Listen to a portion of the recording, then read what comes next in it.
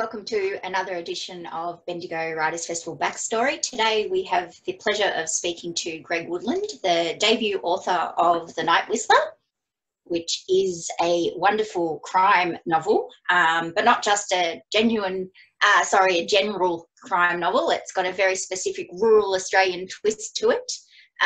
Welcome, Greg. Thank you very much, Cecile. Great to be here. Before we get started, I actually think I might read the back of the book to the audience, just because the book is only freshly published and some people may not have had a chance to put their hands on it yet. So just bear with me for a moment. The summer of 1966-7, Hal and his little brother have just come to live in Moorabool. They're exploring the creek near their house when they find the body of a dog. Not just dead, but killed. Not just killed, but horribly maimed. Constable Mick Goodnow, recently demoted from his big city job as a detective, is also new in town, and one of his dogs has gone missing, like other pets around town. He knows what it means when someone tortures animals to death. They're practicing. So when Hal's mother starts getting late-night phone calls, a man whistling then hanging up, Goodnow, alone among the Moorabool cops, takes her seriously. Will that be enough to keep her and her young sons safe? I've got chills reading that, and I know what happens in the book. So I'd love to start with, before we talk specifically about your novel, just this idea of the growing trend in Australia at the moment of this rural crime, small town, dark secrets type, and if that was an inspiration at all for the book. It was an inspiration to get out the script that I'd written years before that was in the bottom drawer and calling to me still. And I took that out, and it was going to be a film. It kind of fell apart during the global financial crisis of 08, 09. It was pretty well mostly financed by that stage, and it had packaged up, as they say. It had very good actors, some excellent actors attached, and it was pretty much ready to go when Disney pulled the plug on all Australian dramas as a result of the tightening of things during the GFC. It was a bit of a blow at the time, and then another one I had simultaneously fell down a couple of months after that as well. So I put aside screenwriting for a little bit, and I thought I'd give it a go for a while, just give it a break, and I began writing another book, and it was a totally different genre. It was actually paranormal. It was going to be a kind of vampire, like Twilight for grown-ups. It was fairly dark and violent, but a vampire tale. And after I finished that, I was looking for, it didn't really catch on, but it won me a couple of fellowships, and it got me an agent at the time who tried to get a publisher, got some interest, but not enough to get it over the line.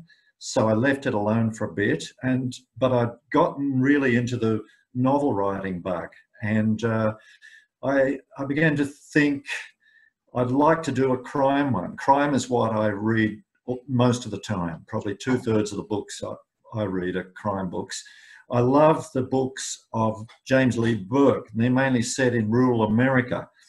And this script I'd had that had fallen over some years before, it was called The Whistler, began calling to me again. I pulled it out, read it. I thought, okay, it's better than I remembered it. It's pretty good, in fact, but it's not enough for a book. It's certainly not enough for the crime book I was thinking of. And so I began to trawl around, do a bit of research, quite a lot of reading, looking at old Australian unsolved crimes. I really was keen to write the book, set it in a small town, because the original story had been set in a small town. I grew up in a number of small towns as a kid and a teenager, and I'm in the New England area of New South Wales, and I wanted to return to that area. So I began to do some research on unsolved crimes, and after a while I hit upon the Wanda Beach murders, which is a particularly chilling crime. Mm. And in a terrific book called Wanda, the Untold Story by Alan J. Whittaker, a true crime story, I found a bunch of photographs of men in hats and suits combing through the sands of Wanda Beach near Cronulla, which was kind of an area that I also lived in. We lived in the Shire, Bundeena, for many years as well. And amongst these men in hats, there was one who looked particularly aggrieved, staring at these shallow graves of these two young girls.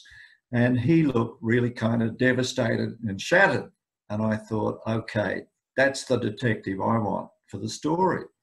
And so I began constructing this cop who'd come to this one horse town, well, not quite one horse, 2 or 3 horse actually, a small town, 3,500 population. It was a fictional town based on a number of little towns in the New England area of New South Wales. And I wanted this copper to have fallen out with the system so badly that he'd only just managed to hang on by his fingertips to being a policeman at all. And he was now a lowly probationary constable. He was the 5th wheel in a 4-man police station in 1967, the start of 1967. And he was quite traumatised. It's fairly typical, I suppose, of male detectives to have a not very good married life, and his had fallen apart. Yeah. He had a daughter who he loved, but was kept estranged by her mother. And he'd now relocated to this town, Moorabool, where he lived with 3 dogs. He was a big Alsatian dog lover, and he had his favourite dog has gone missing at the start of the book, and that's where we find Mick. And so to cut a long story short, yes, I did want to set it in a rural crime setting, and no, it wasn't the proliferation of subsequent books that had done that. I started writing this in 2015, but it really did come out of that earlier story. But shortly after that, I read, somebody pointed me to Gary Dish's wonderful Bitter Wash Road story. Yep. I did read that. I think it had come out in 2014, 15, I've forgotten.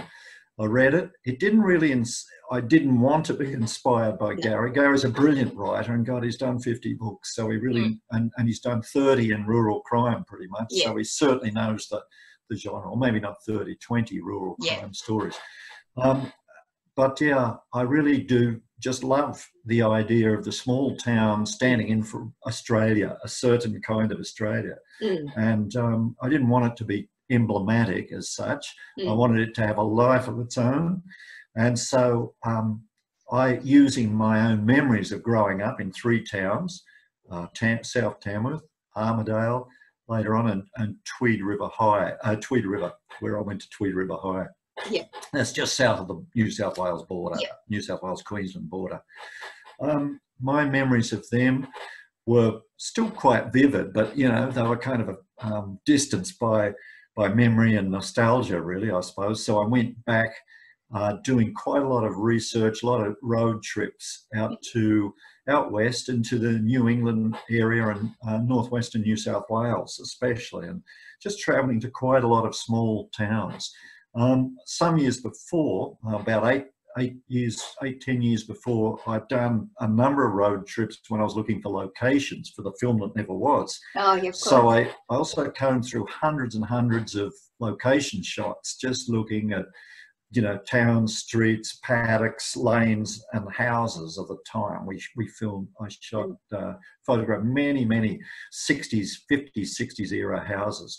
So I had a lot of this stuff at my disposal, and using those old trips, the location recce photos, and these subsequent recent trips I was doing up to New England, I began to reconstruct this town, put this town together, Moorabool, until eventually it began to feel more real to me than the Tamworth where I grew up. Yeah. You know. Oh, absolutely. It's got that that nostalgia. If you've ever, if you're a kid, you know, that grew up in a small town at any stage in Australia, you really can identify with much of what goes on in the town, and the feeling of summer in the town. So it certainly hit a nerve with me, and I think it will with lots of readers. If we can jump back a little bit to Mick, the detective, and we'll talk about how the young, the teen in the novel, who is obviously the other significant character, but just Mick's name. So it's spelt good enough. Yeah. And it's pronounced good no, as he does try and remind everyone, but obviously there are lots of people deliberately get it wrong. I'd love to know where the inspiration for that came from. I was looking for a dentist at some point, and I found one with the name of Dr. Goodenough. I thought it was Dr. Goodenough. Well, I somehow couldn't be inspired to go to a dentist called Goodenough. No. And I mentioned it to someone who says, no, it'd be pronounced Goodno for sure. Yeah. And so I thought it had to be the name of my copper. Yeah. I really loved the fact that, yes, he was kind of down his luck and he was feeling mediocre and rejected, but there was something about him that was good enough to solve most kind of problems that they had. And he had a strong heart and a really good moral compass. That's what I wanted. Somebody who might have lost track of their moral compass for a little while, but would find it again. And so he was definitely more than good enough to solve the various problems going on in Moorabool at the time. He just doesn't know it at the start. That's all. No. He's feeling completely shattered and distraught. Yeah. And he's not helped by the run-ins he's got with the boss at the station and so on, who's determined to, in fact, two of the cops are determined to put him in his place, absolutely. And he has to kind of he develops a kind of meek and compliant personality for a while, but it's completely at odds with him, as he's not like that really. And his true nature soon comes out. And did you have to do a lot of research into the police procedures and structures for that time? I did a fair bit of research. Familiar with it? Yeah, no, I wasn't familiar with it. I had a friend who became a copper in the 70s, but he was a city cop, and he told me a few things about police procedure. And but I did a fair bit of reading, as many articles as I could get from Trove. And the other thing that was hugely valuable was travelling to the small town libraries. I went to the libraries of Walker, Glen Innes, Uralla and Gyra, and I trawled through their newspapers that were in the libraries, and I read hundreds and hundreds of newspapers from the 60s and 70s, and I developed a sense, and they'd generally be police reports, so I developed a sense of how cops were reported at the time and their relationships, but I also knew that police relationships weren't with townsfolk, especially Indigenous townsfolk, weren't that great at the day. I interviewed 3 policemen. One was an older cop, almost on the verge of retirement, who was incredibly helpful and generous, and told me about him being a young policeman under the wing of a sergeant in one of those towns and so on, and told me how police sergeants in those small towns practically ruled the town. They were a law unto themselves quite often, and they could be a good law, trying to do the right thing and help people, and custodians, as it were, of justice, and had some care for people in their way. But they often had an old-fashioned kind of justice as well. Rough justice, or they could be holy terrors as well, and they could be corrupt too. There are all those different shades of police. So I wanted the station to reflect that a bit. I wanted it to have, an outright bad cop, a fairly stupid cop, someone who was wavering, but it was a decent person, and Mick Goodnow, who was somebody different altogether, an outsider, a total outsider, who would bring his own moral compass and his own sense of justice to the town, and kind of in his insistence on it would turn certain people in the police force to his side or fully against him. Mm. And that leads really well to the something I wanted to ask you about with conventions in writing for film versus conventions for writing for a novel.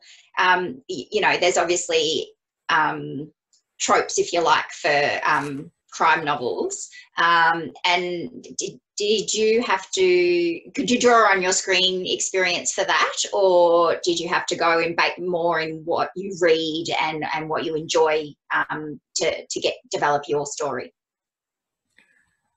I think what the original screenplay brought me was a strong sense of the family and the how I'd conceived that out of a real life story that my mother had told me about the years she had a stalker back in the mid-60s when I was a very small kid and half my brothers were in nappies at the time. I had 4 other brothers and we were all fairly close in age, so she was tasked with keeping these 5 kids safe and protecting them from this character who was kind of preying on her, stalking her, although she never used that word, but that's exactly what it was, a stalker who would have the uncanny sense of knowing that whenever my father, who was a commercial traveller then, had just left for a few weeks on business, and he'd go away for 2-3 weeks on end, leaving her alone to look after these kids with scant support from the cops when she did help tell them. They did come a couple of times to give them credit, but they were never much use. But the tropes, I think, if you mean, did you mean in terms of police tropes or? No, just generally in terms of crime on screen versus crime in a novel. Obviously, you get the chance in a novel to build it up a bit more, so you don't have to rely on certain stereotypes or certain conventions to get you through. But I just wondered which transferred into the novel and how that came about. I had to, the thing about a script is it's going to be around about 110 pages long, about 20,000 words. The novel I had to write was going to be, I figured, somewhere between 90 and 100,000 words. And the first draft turned out to be well over 100,000, 120,000 something words. So it was quite long, long-winded. So my task was to kind of do a lot of story building, you know, whereas I had this kind of neat, fairly succinct idea of this country town and the characters in it from the original script. I now had to add the police strand and blow it up, develop it quite a lot, because they couldn't be now the Keystone cops who were fairly thin portrayals in the original script. I needed to flesh them out. I really did do some research into that, and plus it was imagining and certain characters I'd known and composing real characters out of them, but also just using the techniques that I'd gotten for character building in screenplays to flesh out characters in the book. But other than that, I also had 2 other strands to work on. One was the relationship of the mother and the father who were breaking up, and the 2 people they were seeing. I won't give any plot spoilers here, but basically they were being torn apart, and they were each seeing or interested in other parties. And so I had to build them up quite a bit and flesh them out. And of course, the other character that was integral to the story was the psychopath, who now had, instead of just being a stalker, a mere stalker, I now wanted to see what he could actually do if he was let loose, and if he was inclined to really wreak some havoc, not just on the town, but particularly on this family, and especially on the mother. He wanted to hurt her for some reason.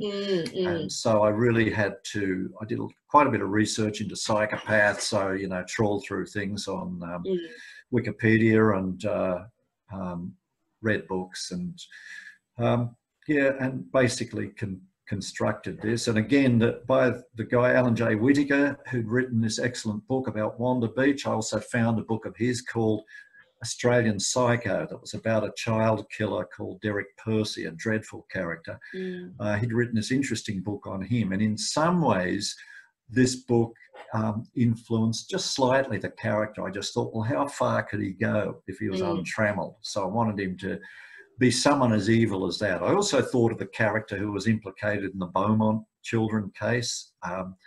I forget the man's name. He had a German name. He's long since dead, but he was a very nasty piece of work, implicated in a number of child abductions and child murders. And I was looking at those kind of characters and trawling through old newspapers, and all that kind of, I think, helped me flesh out in a more realistic way, less of a shorthand way, the characters, good and bad, that populate the town of Moorabool. And speaking of evil, because I had to stop reading at one stage because I was just getting so scared for what was to come. But the tag on the cover of the book says, "What do you want me to kill next?" Yeah. And there's something really chilling about the idea that it's not just who, which sounds very strange because, of course, we should worry about people dying more than anything. But I think it's that idea that you would hurt anything that lives, so an animal or a person, that just brings that evil to a new level. And it's really terrifying. And I just wonder where, I mean, obviously it's in the research about psychopaths usually start on animals before they move to humans, unfortunately. But yeah, when you were writing it, did you just tell us a little bit about that, and how were you frightened yourself, or obviously are you so in the moment that the fear is just a just a tool for you, and you don't sort of get lost in it? I'm a dog lover. I've got a dog. I've had dogs for half my life, and the dog I've got's got a real personality, as all dogs do. He's a stubborn cuss, and he's kind of does his own walks. And we've all known dogs like that. Yep. Yeah. So he informed the dog that goes missing, and I guess I imagined I tried to imagine, put myself in a place how I would feel if somebody did something horrible to him or killed him. Now, I didn't want to be too gratuitous either, because you don't want to turn off dog lovers, and it isn't that. I don't think it's gratuitous. Worse things happen, I have to say, to certain people in the human characters in the book, and so I don't get too gratuitous with the animals in it. There's two, in fact, but he's a particularly nasty character. Now, anybody who reads crime fiction is used to seeing a large body count of people, and you can, no matter how you can be very inventive about killing people, but it is hard to really, I think, make people really feel for human characters or feel them startlingly different ways, unless you really care for them. I have tried to make us care for the people as well.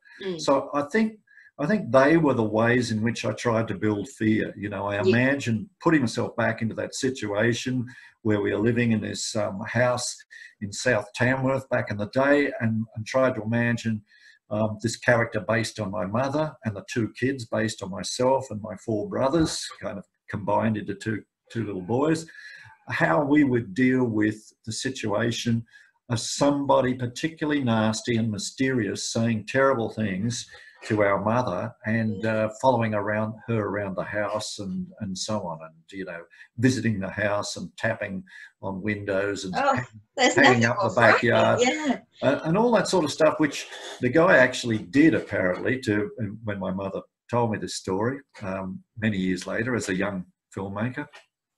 And I heard it the first time. I had no idea this had happened.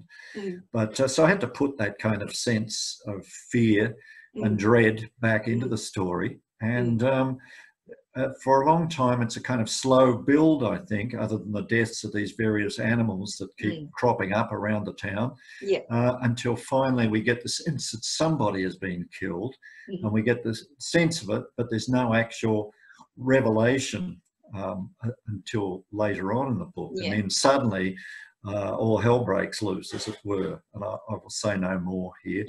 But I've spent a lot of, I think, you know, I love, one of the writers I really do like is Michael Rowbotham. And I've done a couple of seminars with Michael Rowbotham. In one of them, he told us the most important thing a thriller writer can do is to make them care. He meant make your readers care. So how do you make your readers care? I try to make my readers care by building complex characters and giving them, invoking our sympathy for them, putting them in a lot of trouble, putting them through the mill, in fact, and having them as battlers. You know, I think in Australia we like and we empathise with a battler, that old saying, the little Aussie battler. Well, I've tried to make many of the characters battlers in this town.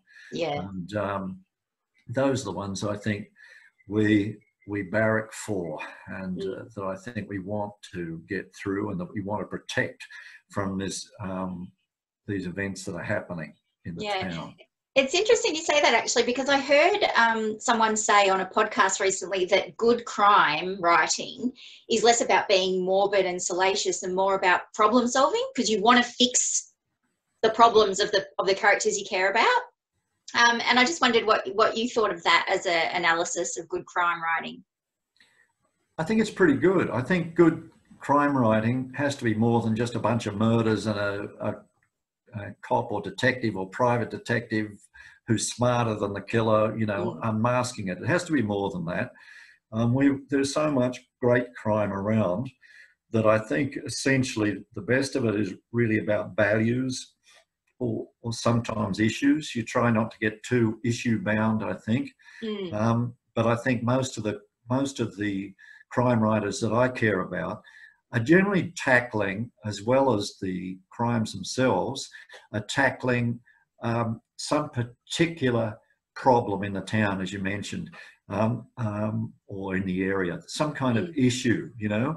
And in this case, I'm dealing with a couple of issues. You know, there's kind of class, issues of class, there's issues of racial inequality, there's issues of greed and, you know, illegal property development and stealing of theft of property and so on. So these are even gender roles.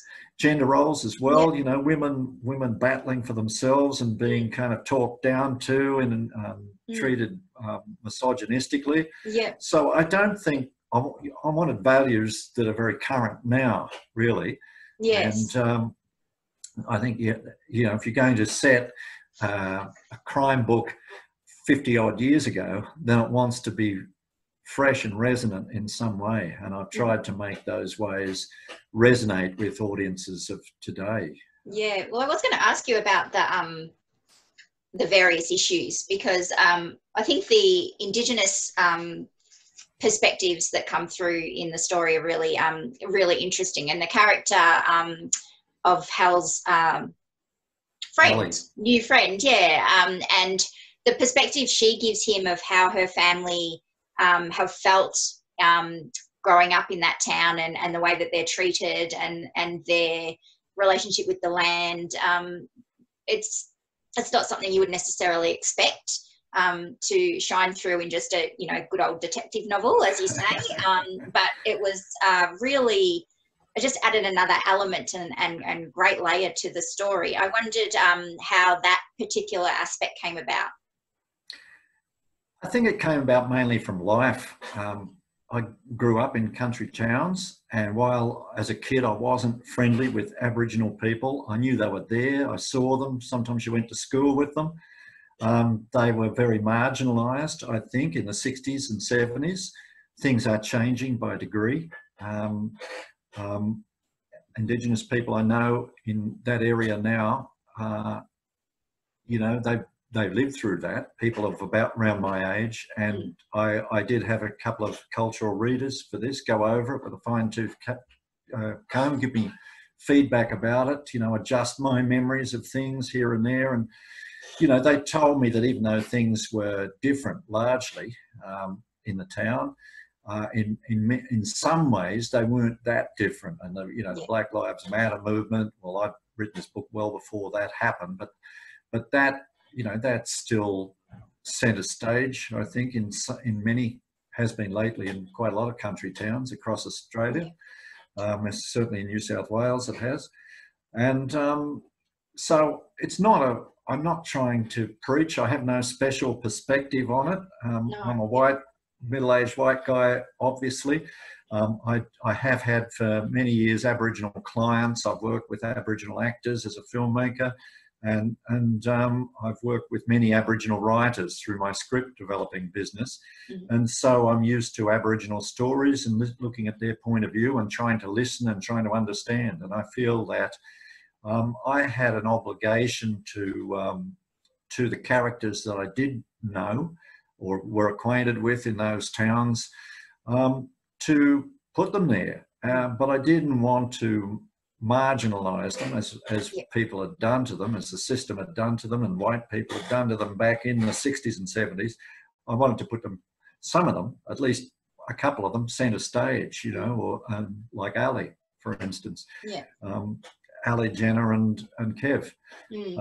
So yeah, I did do quite a bit of research. When it was a script, I did research with a very well-known, now well-known Indigenous author.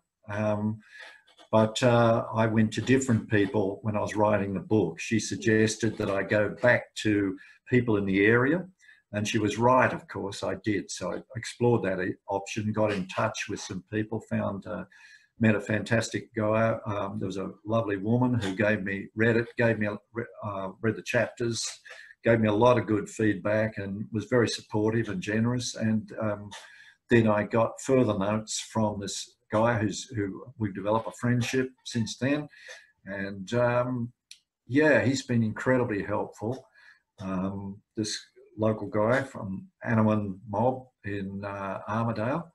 And so I wanted to put a kind of authenticness, if I could, to these characters. Now, I'm not an academic. I haven't spent years researching. No. I've just simply gone from memory and from talking to local people.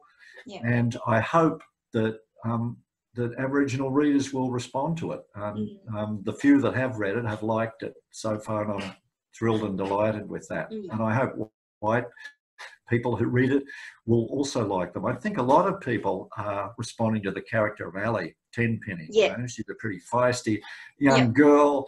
I want to give her a kind of sense, a kind of cheeky sort of wildness, a sense of humour. She's incredibly smart.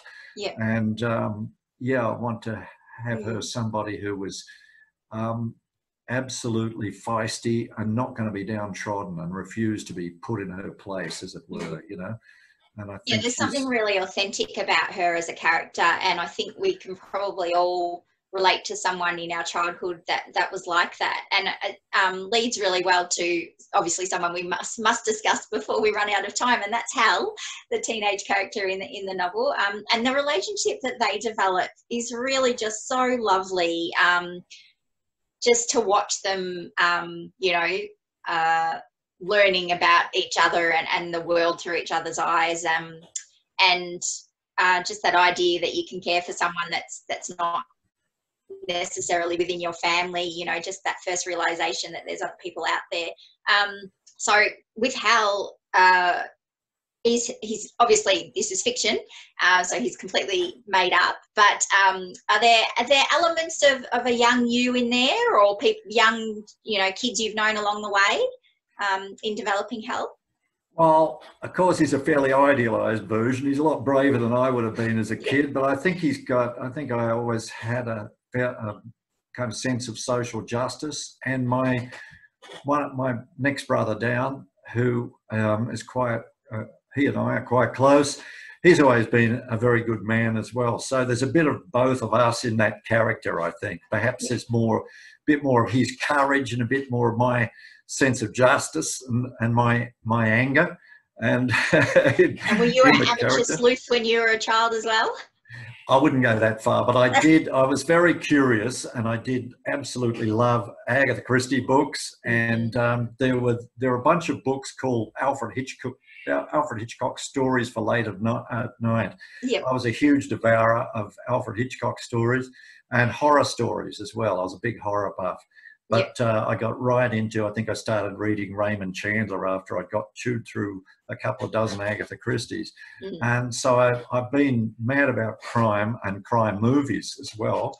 I was going to ask about that, whether that reading led you into crime films. Yeah. Well, my dad was always a huge movie buff, and when there was something interesting like an Alfred Hitchcock film like Rear Window or Psycho or something on TV, he would let me stay up late to watch the thing. I think he'd get scared without a bit of company, and so I would stay up with him and watch those things. And yes, I'd love crime fiction and crime movies forever, really. And so, as a fellow lover of, I can read and do read a lot of crime and thriller, but I can't watch it. Oh, really? I could read the scariest, and I have read all the scary things, and it's fine, but I can't watch it. Nice. And I wondered, and obviously you can, because film's been such a huge part of your life. But I wondered what's the difference? Is it the sound and the fear that you can build up with vision that only your imagination can do for you when you read? Or, what's and why do we all do it? Why do we love horror films and thrillers in, what's the appeal, do you think? I'm sure it's different for everyone. But look, it might be that violence is too gratuitous for you and for some people. When you see it out there, whereas your imagination can maybe tone it down or something. I mean, I've read a lot of books where it's, that are as gory as hell and quite chilling. I do love movies. And these days, I'm not into stuff that's a horrible bloodbath. Though when I was younger, I used to love all kinds of things. Probably my favorite creepy crime movie is, to this day, is still David Lynch's Blue Velvet. I absolutely love that. And in the back of my mind, I guess that was there part of the time. That's also set in a small town in middle America. And it's got this very creepy character in it, played by Dennis Hopper, brilliantly there.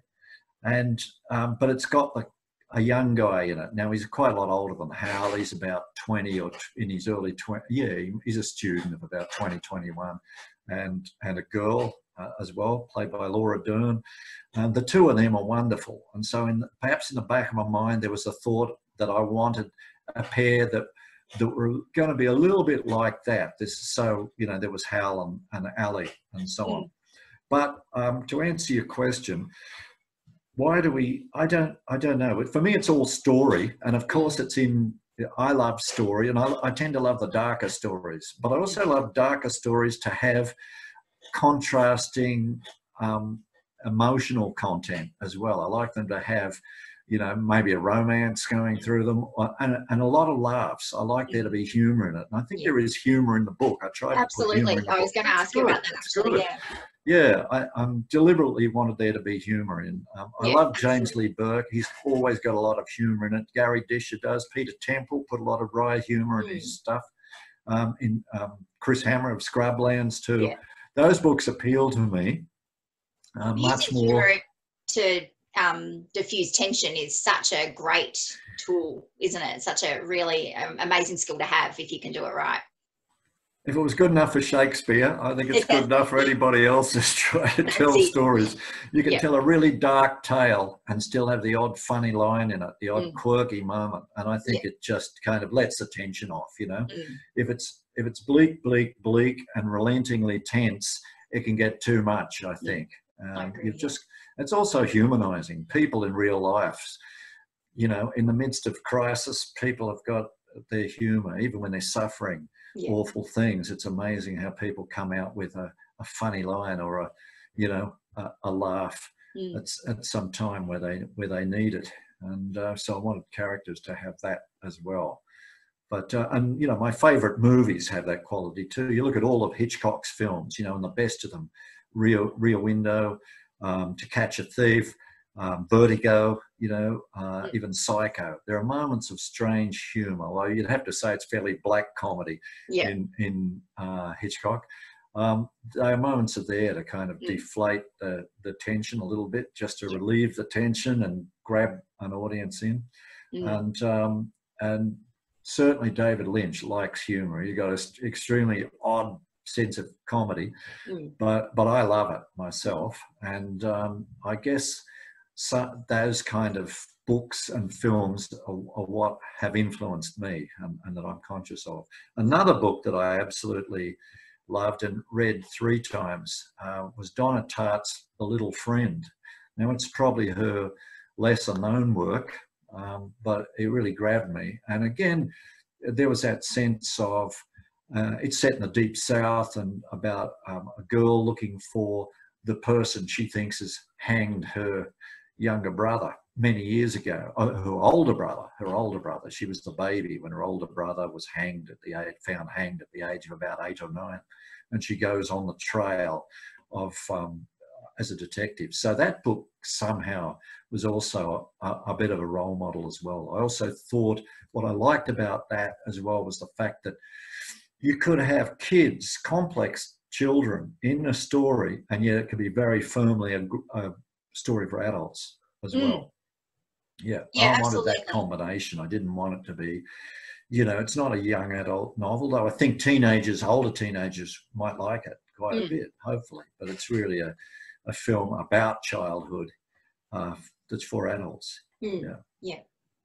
We're going to run out of time, but so I guess I just wanted to ask, are we going to see more of Hal or Mick Goodnow at any stage? It sets the scene quite nicely for a book 2. Are there any plans in development for something more? More than that. I'm 3/4 of the way through book 2 at the moment, the first draft of it, and it's set 5 years later. And so I guess it all depends on whether Tex still want to do it. I hope so, because I'm really loving writing the same characters 5 years on. They're now older teenagers. They're 17 and 18. The kids are. Hal's in trouble with the law in this one, and Mick is 5 years on and very much established in the town because he's now the sergeant of the town himself, and he's not without his own problems still haunted by the past and so on. But anyway, I won't say any more about that. But I do hope it'll be a series. That's my hope for it, because I love the characters and I like revisiting that town again and again. It'll give me an excuse to keep going back to the New England area too, which I love. Well, I really hope it does too. I really thoroughly enjoyed this one, and I think that lots of other people are saying the same. And I really appreciate your time today. It was great to chat and hear more about it. Thanks very much. Thank you so much, Cecile. It's been great to be part of Bendigo Writers Festival. I've really loved it. Thank you. Thank you. Bye-bye.